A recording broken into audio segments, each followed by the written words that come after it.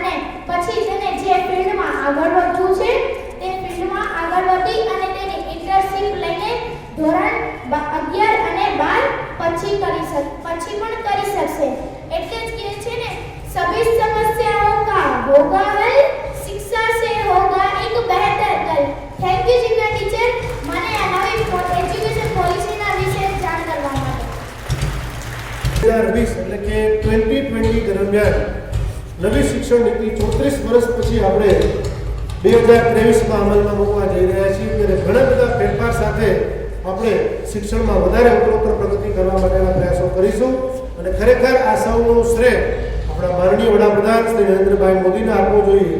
તેમણે વિશ્વ કક્ષાની અદ્ભુત શિક્ષણ નીતિ ભારતમાં અમલ કરવાનું સાહસ કર્યું છે અને સાથે સાથે એના જે સારા ફળ છે આપ સૌને મળશે। કોલેજની અંદર તમે એકાઉન્ટની સાથે સંગીત રાખી શકો, એકાઉન્ટ સાથે સાયન્સ ભણી શકો, ભૂગોળ સાથે ગણિત ભણી શકો, એવી સુવિધા હવે વિદ્યાર્થીઓને મળશે। કાશ 20-25 વર્ષ પહેલા મને મળી હોત તો મને લાભ થાત, કારણ કે મને સાયન્સમાં અને એકાઉન્ટમાં બેમાં રહેશે તો મેં એકાઉન્ટને પસંદ કર્યું। આપણા માનનીય અતિથિ વિશેષ શ્રી દિનેશભાઈના ડોટર ભાવિકા બેન અહીં ઉપસ્થિત છે, એમને આવકારીએ છીએ। એમનું સ્વાગત કરવા માટે વિનંતી કરીશ આપણા ઇંગ્લિશ મીડિયમ વિભાગના આચાર્ય બહેન શ્રી અલ્પાબેન મંગીરને કે તેઓ પુષ્પો અર્પણ કરી એમનું સ્વાગત કરશે। એકચ્યુઅલી ગયા વખતે ઘણા બધા જ્ઞાતિ ગૌરવ વિદ્યાર્થીઓને આપવામાં આવેલા, મને એમ કે આપણા ડૉક્ટર શ્રી છે અને આપણા જ્ઞાતિ ગૌરવ તરીકે એનું પણ સભા રહે છે, એમનું હૃદયપૂર્વક સ્વાગત છે। એમના વિશે ખાસ વાત તમને જણાવું કે એમને 3 વખત શ્રીમદ ભગવદ્ ગીતાનો આત્મ સાક્ષાત્કાર કરેલો છે।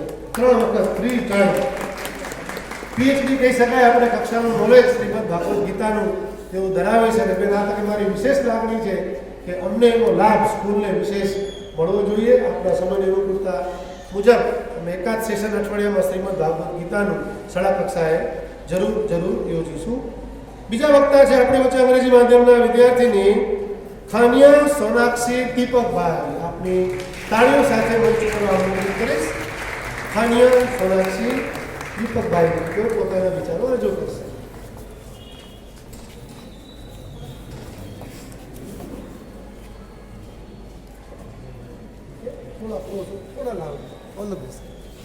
मैं उस देश की नागरिक हूँ जिसके होठों पे गंगा और हाथों पे तिरंगा है। वह देश जो कभी सत्यम शिवम सुंदरम, कभी वंदे मातरम और कभी पंजाब सिंह, गुजरात, मराठा, द्रविड़, उत्कल, बंगा है। मैं उस देश की नागरिक हूँ जो टुकड़ाए हुए की स्थली बन जाता है और साथ समुद्र पार पर देशियों को भी अपने ब्रदर एंड सिस्टर में रहकर बुलाता है। यही प्रेम की पूज्य भूमि भारतवर्ष कहलाता है। मैं सोनाक्षी खानिया श्री भानुजूल इंग्लिश एकेडमी से आप सभी का राष्ट्रीय अवसर पर स्वागत करती हूँ। आपको आज मैं मेरे कुछ विचार आपके समक्ष व्यक्त करना चाहती हूँ, उसी के साथ आपके विचार भी जानना चाहती हूँ। आपको याद हो तो पिछले 15 अगस्त 2022 मेरी सहपाठी राजवी ने अपने वक्तव्य में कहा था, एक दिया उनके भी नाम का रख लो पूजा की थाली में, एक दिया उनके भी नाम का रख लो पूजा की थाली में, जिनकी सांसें थम गई भारत माँ की रखवाली में।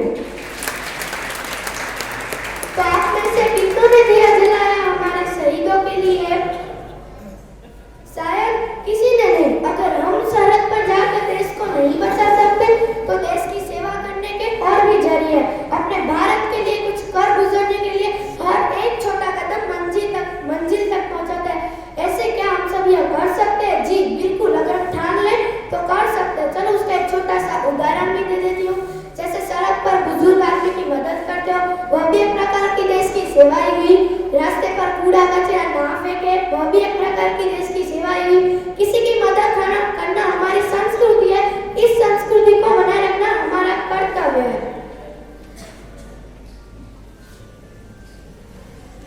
हाँ, अरे किसी की मदद करके तो देखो उस रात सुकून भरी नींद ना है तो बताना मुझे। भारतीय संस्कृति पूरे विश्व में बहुत ही ज्यादा प्रसिद्ध है। विदेशों में भारतीय संस्कृति को उच्च स्तर का समझा जाता है।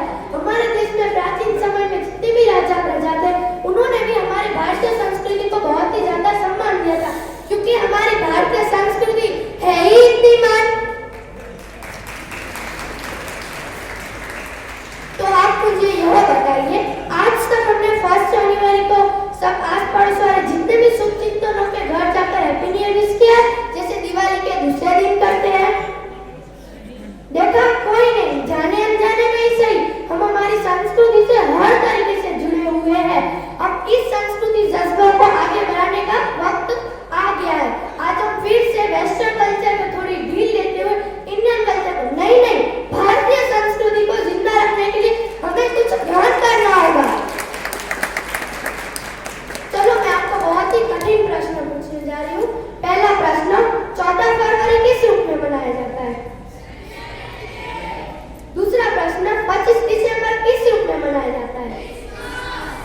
यही हमारी कड़वी सच्चाई है कि वेस्टर्न कल्चर को ढीली नहीं दे पा रहे, मतलब दूरी नहीं बना पा रहे, पर हमने संस्कृति बनाए रखने के लिए 14 फरवरी को संस्कृति बनाए रखने के लिए वेस्टर्न कल्चर के हिसाब से वैलेंटाइन डे मनाया जाता है।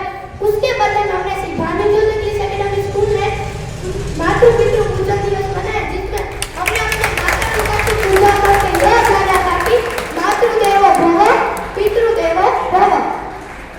तो और वेस्टर्न कल्चर में 25 दिसंबर क्रिसमस डे मनाया जाता है। उसके बदले में हमने तुलसी पूजन दिवस मनाया। तुलसी पूजन का क्या महत्व है हमने हमारी अध्यापिका से जाना था। आज हम क्या यहाँ सब जितने मौजूद है सबके घर पे क्रिसमस ट्री है, पर क्या सबके घर पे तुलसी का पौधा है?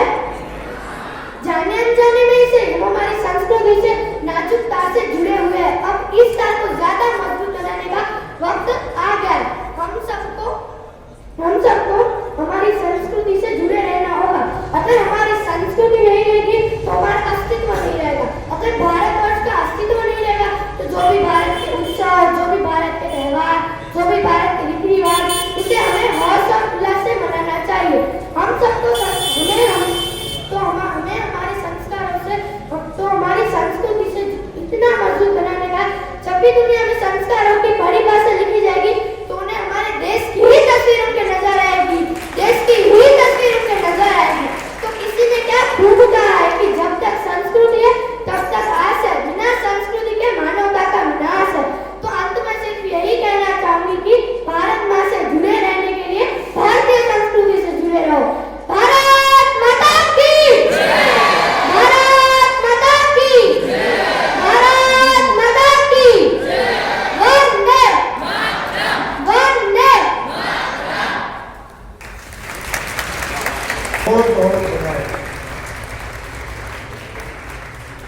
સ્કૂલ કક્ષાએ બાળકોને જેવા સંસ્કાર આપીએ એવા પડે 14 ફેબ્રુઆરી વેલેન્ટાઇન ડે મનાવવાની જગ્યાએ આપણે માતૃ પિતૃ વંદના દિવસ મનાવીએ છીએ। કદાચ તમે કાર્યક્રમની અંદર ઉપસ્થિત હો તો એ માતા પિતાની આંખોથી અશ્રુસભર વહે છે બાળકોના પ્રેમના પ્રતીક સ્વરૂપે એ દ્રશ્ય ખરેખર જોવા જેવા હોય છે।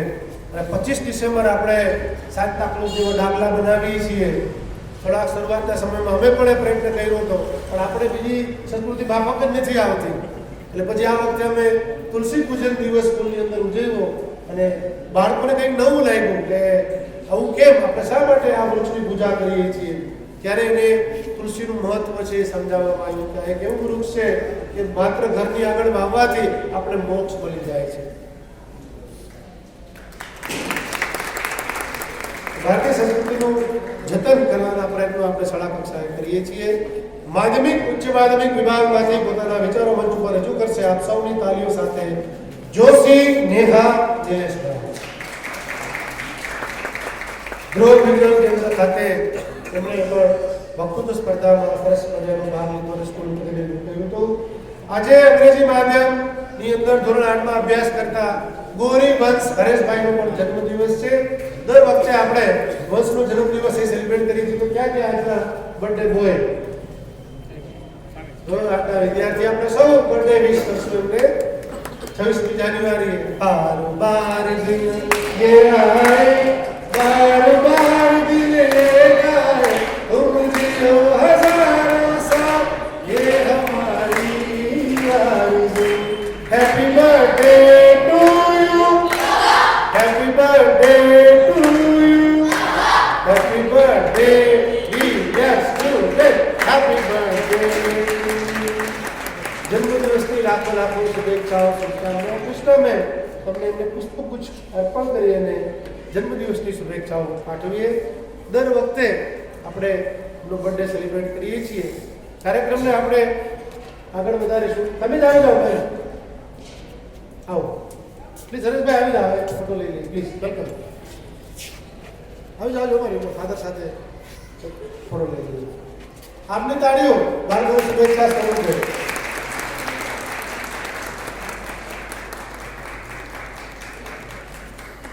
हैप्पी बर्थडे दोस्त, हैप्पी बर्थडे। तो प्रस्तुत છે માધ્યમિક ઉચ્ચ માધ્યમિક વિભાગના વક્તા જોશી નેહા।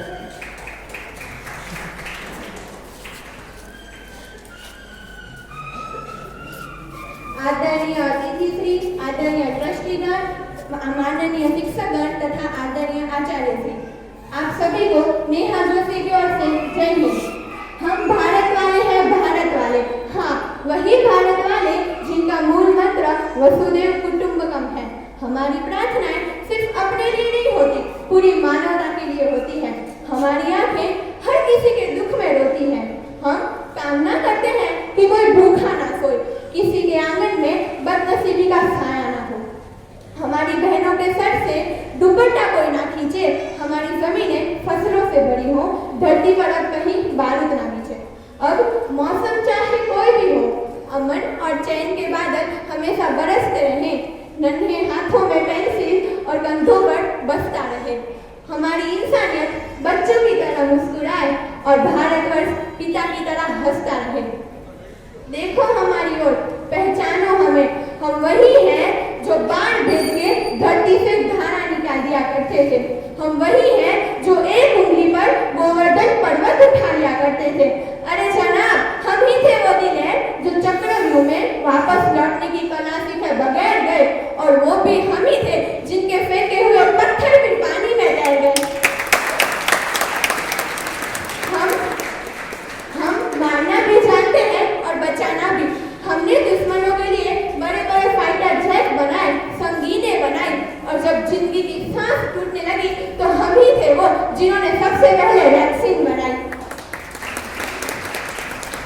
और लिख दिया उस वैक्सीन पर सर्वे संतु निरामय, यानी पूरा विश्व स्वस्थ रहे।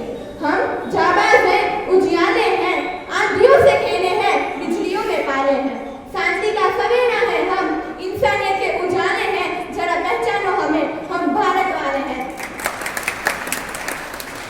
हम हिंदुस्तानी हैं, मोहब्बत, अमन और चैन के हमराज भी हम हैं, और विश्व शांति में उठने वाली बुलंद आवाज भी हम हैं। अरे देख लो हमारा इतिहास उठाकर, 5000 सालों से हमने किसी पर हमला नहीं किया। जंग का ये कहर कभी हमने तोड़ा नहीं, लेकिन किसी ने अगर आंख उठाकर हमारे सामने देख लिया तो हमने उसे देखने लायक छोड़ा नहीं।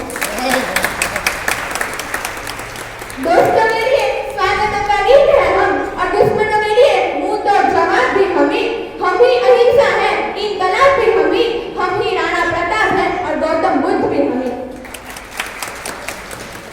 गलती से भी तुमने हमारी सराफत को कमजोरी समझ लिया तो बड़ा पछताओगे, कि गलती से भी तुमने हमारी सराफत को कमजोरी समझ लिया तो बड़ा पछताओगे।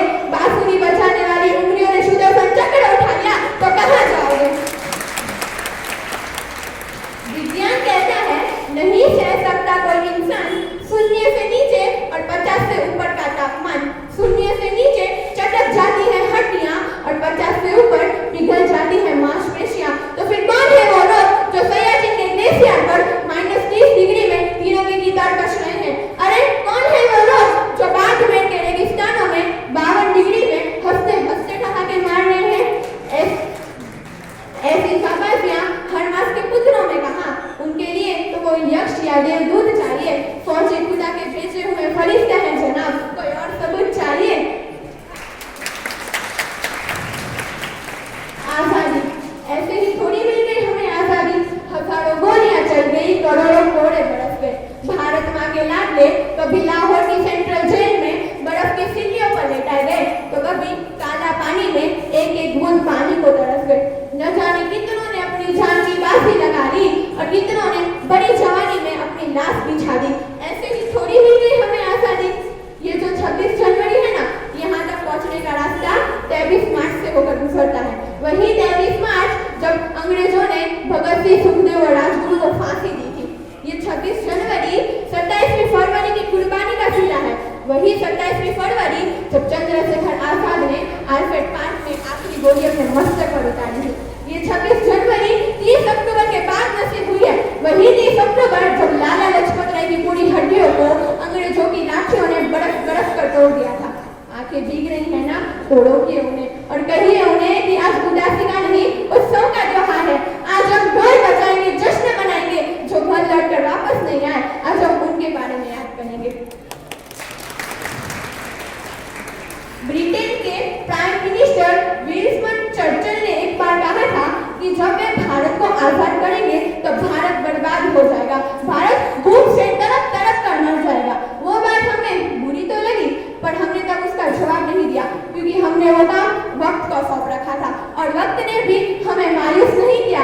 स्पेस से लेकर खेलों के मैदान तक हर जगह हमने उन्हें मुंह तोड़ जवाब दिया। 1947 का बदला हमने 1983 में लिया। हमने उन्हीं के देश में, उन्हीं की नाक के नीचे हमारा चंडीगढ़ का गबरू जवान क्रिकेट में वर्ल्ड कप जीत लाया। जब दुनिया ने कहा कि अब मुमकिन नहीं कि भारत राणा प्रताप वाला शौर्य दोहराए, तो हमने भाला फेंककर ओलंपिक में गोल्ड मेडल ला दिया। हम शांति की गहराई है, रफ्तारों के नहीं, लेकिन अगर किसी ने हमारी स्पीड पर उंगली उठा दी तो हमने सबसे तेज रफ्तार वाली मिसाइल ब्रह्मोस्त्र बना दी। हम वेदों पुराणों की भाषा जानते हैं और हम क्वांटम फिजिक्स भी अच्छे से जानते हैं। कभी वक्त मिले तो डाटा चेक कर लेना, हमारी बनाई हुई सैटेलाइट की सेंसिंग पावर अमेरिका से ज्यादा है। 75 साल पहले लोग हम पे तरस खाते थे। लोग बोलते थे कि विश्व महामारी में सबसे ज्यादा लाभ उठाने वाला देश भारत है। तो जनाब आज देख लो, विश्व में सबसे ज्यादा वैक्सीन ड्राइव चलाने वाला देश भी हमारा भारत है। अब बुझने और टिमटिमाने के दिन गए, अब चमकने की बारी है। जरा नोट कर लेना, 19वीं सदी ब्रिटेन की, 20वीं अमेरिका की, तो अब 21वीं हमारी बारी है, हमारी बारी।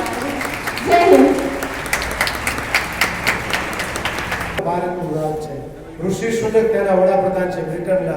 આનાથી વિશેષ ભારતીય માટે ગર્વની વાત કઈ હોઈ શકે? આજે એક ભારતીય બ્રિટન ઉપર શાસન કરી રહ્યા છે, એ આપણા માટે ગૌરવની વાત છે। તમે ગૂગલ ઉપર સર્ચ કરો ને, ભિખારી ટાઈપ કરો ને, ગૂગલ ઉપર સર્ચ કરો ને, ભિખારી ટાઈપ કરો ને, તો કોઈ એક દેશના વડાપ્રધાનનો ફોટો આવે છે। એના હાલના વડાપ્રધાને કીધું કે હું યુએઈમાં જાઉં છું ને, તો ત્યાંના લોકો જોઈને મને હસે છે કે આ માગવા આવી ગયું। 1947 15મી ઓગસ્ટે ભારત આઝાદ થયો, 14 ઓગસ્ટે પાકિસ્તાનનો જન્મ થયો। શ્રીમદ ભાગવત ગીતામાં લખેલું છે, જેનો જન્મ છે એનો નાશ છે।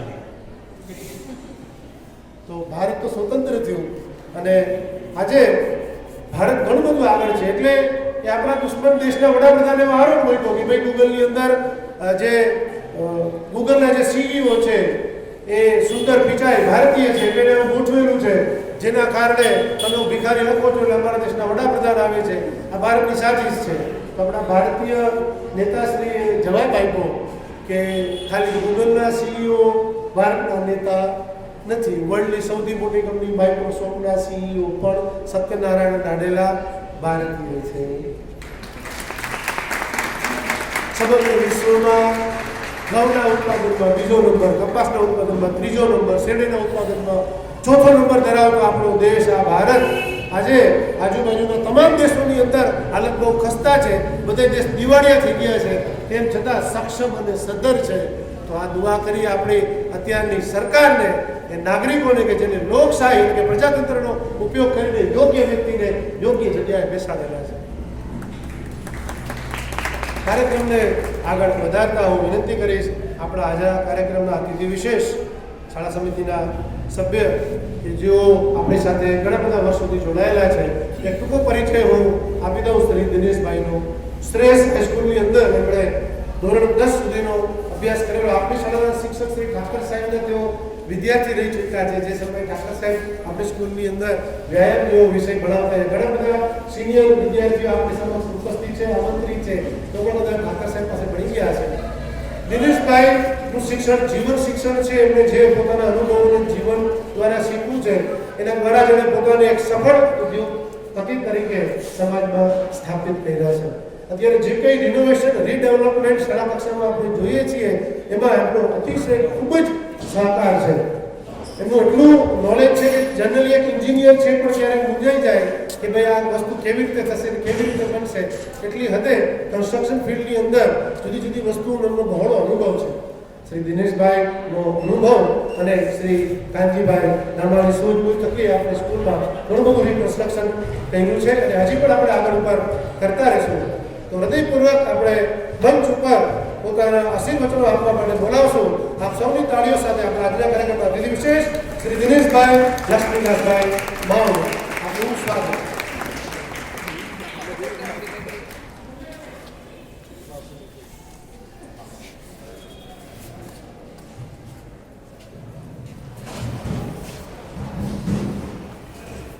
હરિઓમ.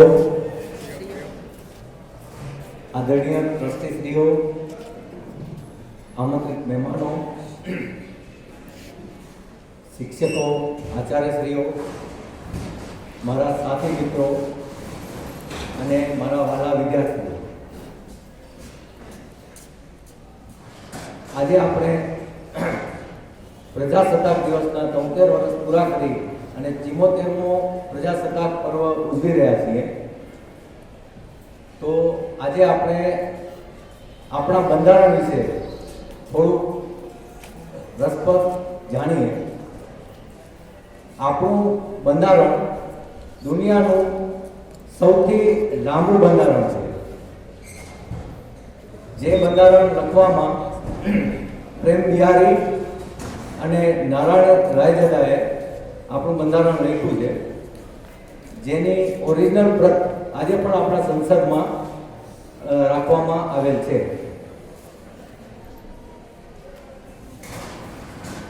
9 ડિસેમ્બર 1946માં આપણા બંધારણ લખવા માટે સમિતિની રચના થઈ હતી.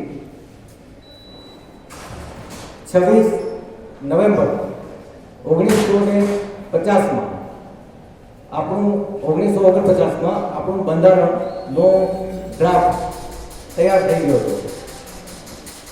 આપણું બંધારણ લખવામાં 2 વર્ષ 11 માસ અને 17 દિવસ જેવો સમય લાગ્યો હતો.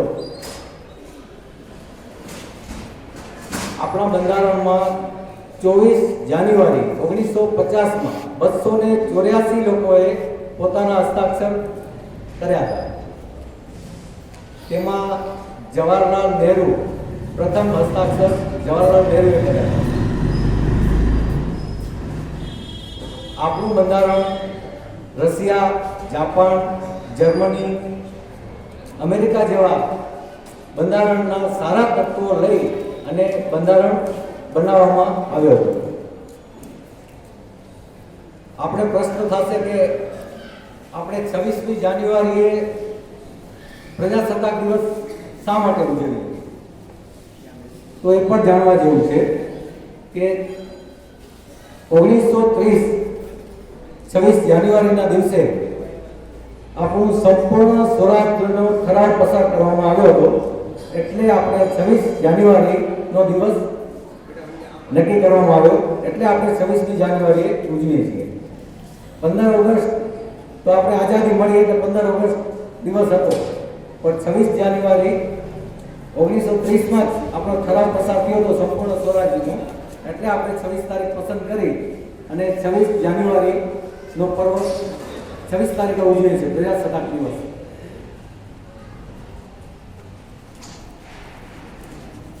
આપણા પ્રથમ રાષ્ટ્રપતિ ડોક્ટર રાજેન્દ્ર પ્રસાદ 26 જાન્યુઆરી 1950માં પ્રથમ વખત રાષ્ટ્રપતિ તરીકે ધ્વજવંદન કર્યું હતું.